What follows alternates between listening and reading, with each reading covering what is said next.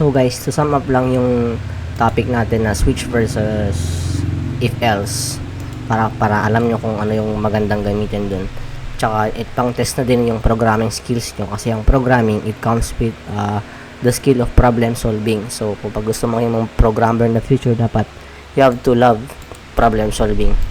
And kahit di mo pa love mo yun, sure ako na baka you find it intrigue and baka matutunan mo pa siya ngayon.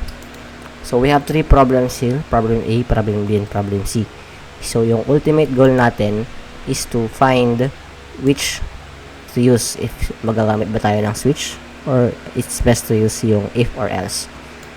So may tatlong problema tayo dito.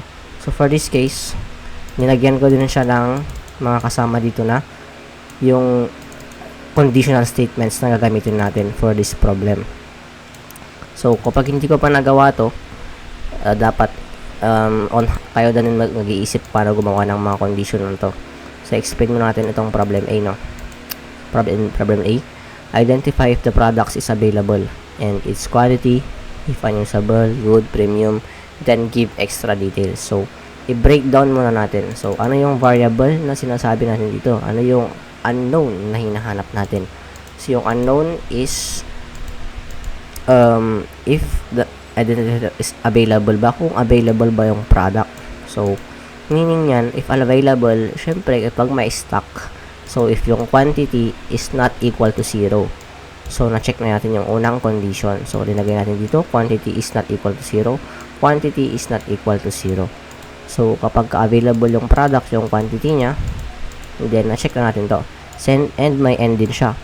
So yung conditions natin, pwede tayong maglagay ng and para ibig sabihin ng and na to, ampersand and. Ito yung ibig sabihin na dalawa yung condition na kailangan natin sa problem natin. So dalawa yung kailangan na condition sa problem natin. One is yung nag-check sa quantity, and the other one is checking the quality. So ito naman yung part and its quality, sabi niya. So it will check if it's unusable, good, and premium. So ito yan na yung part na yun. Chine-check niya if unusable, if quality is good, if quality is premium. So na-check na natin lahat tong problem to. Ito yung gagamitin natin ng mga conditional statement. So ano nga ba yung mga conditional statement? Balik ulit tayo dito. So mga conditional statement natin, as you can see, if sa age is lesser than or equal to 12, ito yung conditional statement natin. So take note, you can always add this and then mag-add ka ulit ng other conditions. Say for example, she got to 6. And you can always add more if you want to. Marami pang iba. So kapag ka naglagay ka ng and, kahit ilan ng condition mo yung lalagay dyan, as long as if naging true yung condition, ito yung accept nya. So kapag ka end yung ginamit mo, dapat both conditions should be true. So balik tayo sa problem. Both conditions, for example, if quality is unusable, kapag true ito, and magpo-proceed naman siya dito, is quantity 0. Kapag true naman to, and then magpo-proceed na siya doon sa statement na yun. For example, if this is true, then dito na siya magpo-proceed. Yun yung gamit naman ng AND operator sa mga conditionals. So meron pa rin may kasama yan yung OR, XOR, pero hindi natin na-explain dito. Gamitin na natin yung AND for the sake of the problem, pero dapat mag-advance reading na din kayo para alam nyo kung saan gagamitin yung mga AND or OR. Yung OR naman pala, just wanna say it, ito yung OR. So if this is true and this is false, yung result niya is mag-proceed siya. It will consider it to be true since OR yung ginamit natin. But since we use AND, both conditions should be true. True dapat to, then true dapat to, then nag-proceed siya na sa problem. So challenge ko sa inyo, kung kaya nyo, can you build a code for this Java? Then try ko na lang, send nyo lang sa akin, check ko. And baka may ganito dun sa examination, and mas advanced pa to kaysa sa tinuturo ni Sir, sigurado ako. So ayun yung problem A natin. So identify din nyo kung ano pa yung pwedeng gamitin dito. Should we use the switch or should we use the if else? So identify. Sasabihin ko na lang, no? So yung answer dito is if and else. You cannot use the switch here because it uses other variables. Diba yung sabi natin kanina, yung switch is kapag isa lang yung variable. You see, only one, comparing one variable only. So comparing one variable only.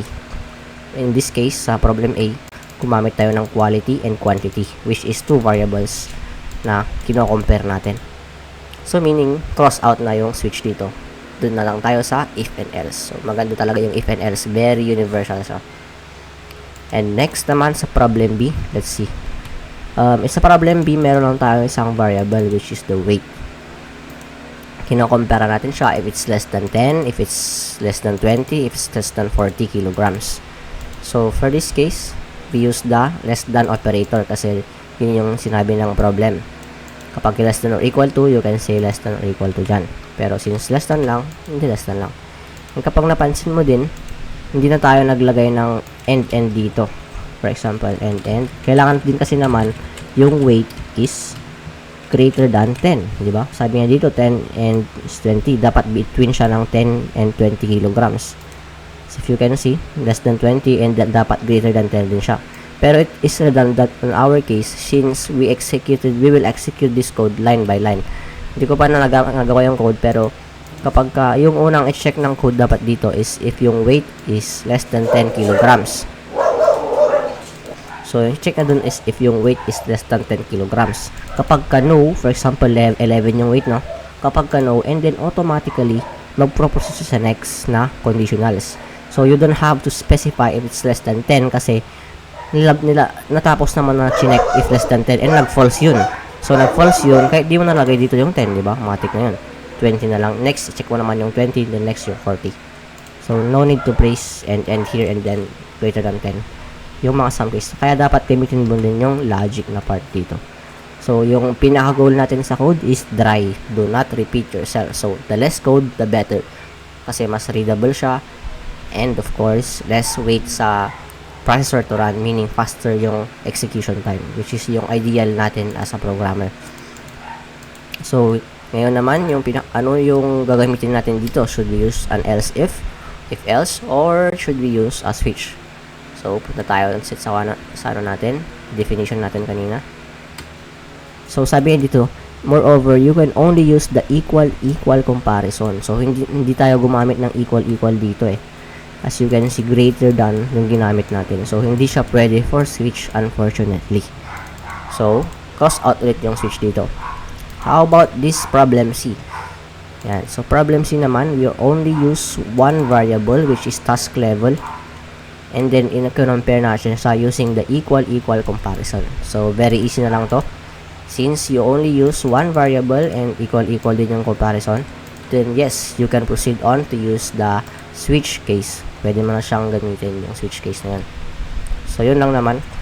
And guys, if you want to make a code for this, maganda na to pang practicean siguro for examination. Screenshot nyo na lang or send ko sa GC kung want nyo. Yun lang. Thanks.